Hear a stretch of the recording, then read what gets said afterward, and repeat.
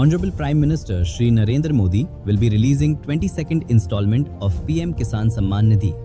An amount of 18,640 crore will be transferred to more than 9.32 crore beneficiary farmers. Watch the event live on DD News on 13th March at 5 PM.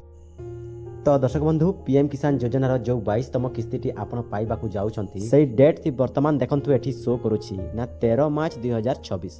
तो दर्शक बंधु मने रखंतु 13 मार्च रे आपण 22तम किस्ती पाइबाकू जाउछंती एवं तले देखंतु लेखिछि EKYC is mandatory for PM किसान रजिस्टर्ड फार्मर माने जे चासी भाई माने EKYC एजाय अपडेट करि नाहंती से चासी भाई माननकू EKYC करिबाटा निहाती मैंडेटरी बोली एठी तले जणैछि। An OTP based EKYC is available on PM Kisan portal एवं लिखिछि नियरेस्ट CSC सेंटर में भी कांटेक्ट फॉर बायोमेट्रिक EKYC।